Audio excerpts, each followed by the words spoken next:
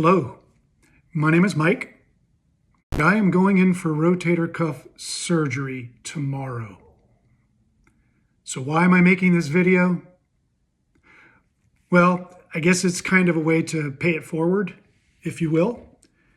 In preparation for my procedure tomorrow, I did a lot of reading and watched quite a few YouTube videos in order to educate myself and prepare me for this experience that I'll be undertaking tomorrow, Friday. I watched a lot of videos from other users over the years that have made these videos. And I want to say thank you very much to all of you. I don't know if you'll ever watch this, but I do want to send out a hearty, grateful thank you for the efforts that you put in, what you had to go through and document it. I learned a tremendous amount from you, the patients that have gone through shoulder surgery. In addition, I watched a fair amount of videos on physical therapists giving guidance and best practices and some preparation that you can do in anticipation of a procedure like this.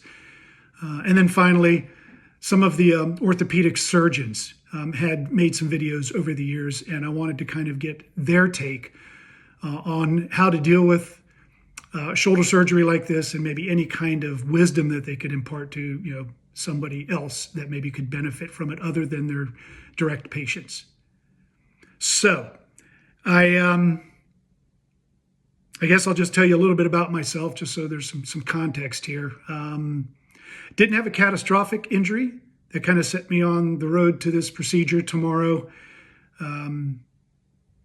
Played college soccer, never got injured, played more than 40 years of soccer, really never had any major injuries, just some little knocks and dings and some ankle sprains and so forth.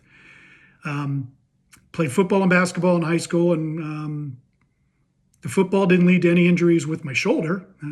Back, that's another story.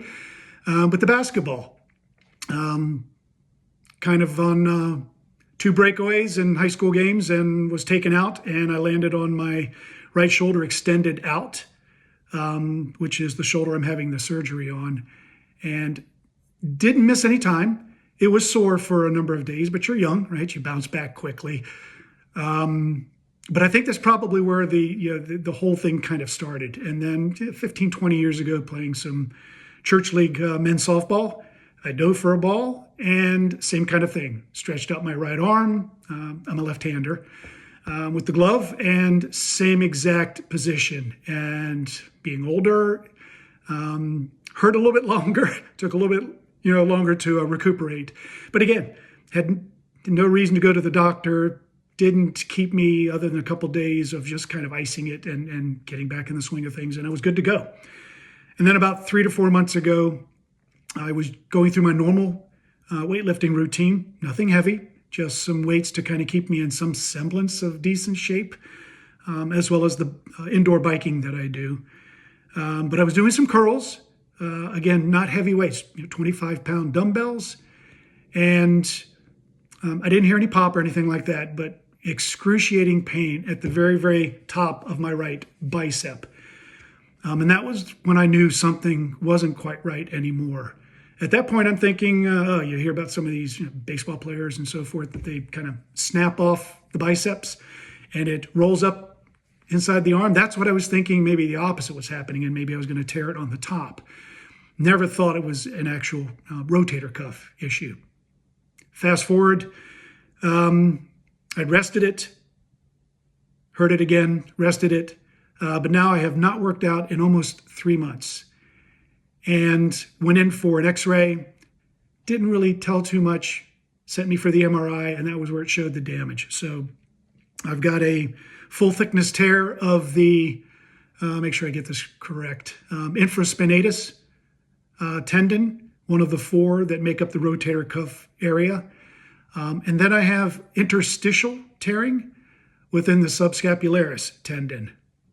And just found out this morning that I believe they're also going to be doing, hope I have this right, open bicep tenodesis, which from what I read is where they're going to detach the top of my bicep tendon where it attaches into the rotator cuff complex, and they're going to reattach it to the head of my humerus. Nothing humorous about that. I was hoping that maybe I'd be able to get back to lifting in, 3 to 6 months. We'll see how long that lasts. But now that the bicep is involved in this surgery and tendon reattachment, we'll see how that goes. But again, as I mentioned, this is kind of a video to bring a patient like myself with an opportunity to do a more recent recording of my kind of path through and journey through this procedure. And this is my first video with respect to that. A lot of the videos I watched were 7, 8, 10 years old, and while they were still viable with the information, I do want to say thank you very, very much to all of those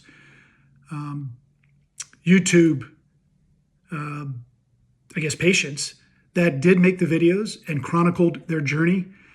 I learned a tremendous amount from you. I doubt that you'll ever see this video, but I do want to give you a shout out. I learned so much. It's helped me be more confident.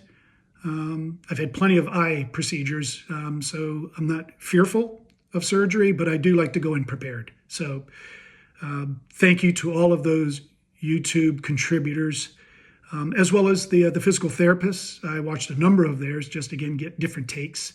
Some of those were a little bit more recent. Some of the patients, there were a couple that were more recent.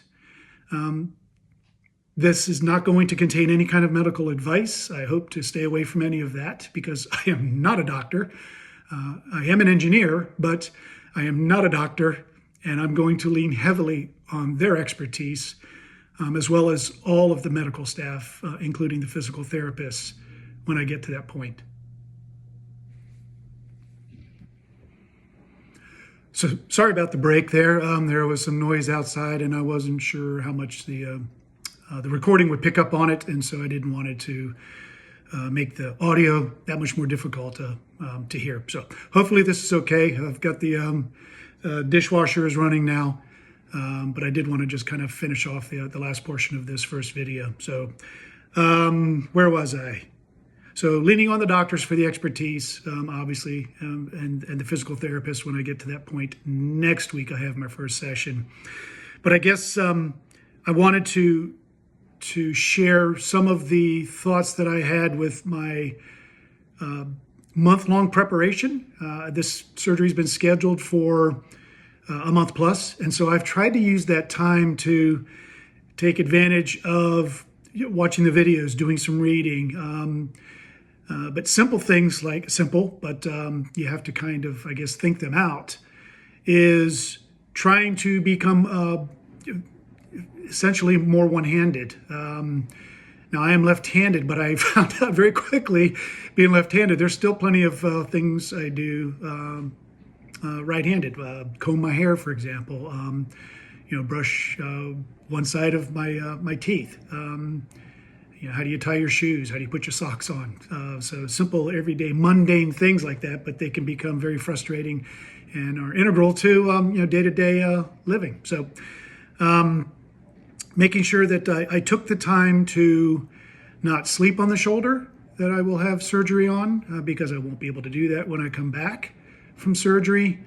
Learning how to put my socks on one-handed. So just trying different things that seem to make sense, and then I can become a little bit more efficient at those. How do you button your shirt up? Now I wear a lot of t-shirts, but also because it's winter here, I wear a fair amount of just button-up shirts or sweaters, but generally button up, and working on how to handle those one-handed. But brushing your teeth one-handed, combing your hair, all of the things that you would think about. The railing on our stairs that lead upstairs are on one side, and did it favor the side that I'm getting surgery on or not? So all of this, last month, I was trying to take advantage of how can I make things easier for that transition post-op. And I think I've covered probably a lot of it. Things like showering. I bought a kind of a shower brush, long extended handle, so that I could reach, say my back and so forth, at the point where I'll start showering on my own. My wife will be here to help with the first part of it, but she does work. So I will have to learn to fend for myself where it makes sense. So, leaving, certain containers, or the toothpaste cap, for example, just enough to be snug, but where I could actually unscrew it and rescrew it one-handed. But things like that, how to, wash my hair with one hand. How do I dry off with a towel? Should I use a large towel, small towel? Right, a lot of these ideas came from those YouTube viewers that I had watched that made previous recordings. So a lot of good stuff there. Again, I know what I will be going through will not be exactly what you're going through. My procedure could be the same, but it also could have nuances that make it, completely different depending on which tendons are impacted. I'm also going to have a little bit of, I think it's decompression of my acromion. So they're going to basically shave off the underside where I have some bone spurs. And so what I hope this video brings to you is just a general sense of if you are able to, depending on where you are in your life, how active you are, what your day-to-day job look like, who you have to help you through this, that maybe there's something you can take from this and pair it up with all of the other videos that are out there, and that it'll make your transition that much smoother, which is my end goal. We'll see what happens starting tomorrow.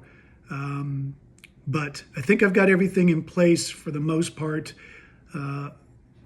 Depending on how this goes, I will try to update with a new video. I don't know about daily, maybe every couple of days, maybe it'll be every week, something along those lines, but something that at least helps you see what it's like to go through this, for anyone that's not ever done this before. So all that to say is that I'm actually looking forward to getting this done because I want to move forward and get back to my somewhat active lifestyle. And I'm going to be on the shelf for a little while. So patience is going to be a virtue here, and I'm going to try to keep a positive attitude as much as possible. And we'll see what happens. So if you are somebody that is preparing to go through rotator cuff surgery or are currently going through the post-op and rehab, I wish you all the best. I hope that it goes as smoothly as possible. And if there is any kind of ideas or thoughts that you have that I haven't mentioned, which I haven't covered everything yet, I just wanted to kind of kick off this first video. Please feel free to leave those in comments. And if there's any kind of life hacks or best practices or any kind of experience that you have that help that transition, alleviating pain for the first couple of days, for example, or maybe allowing you to take advantage of rehab in a more efficient manner,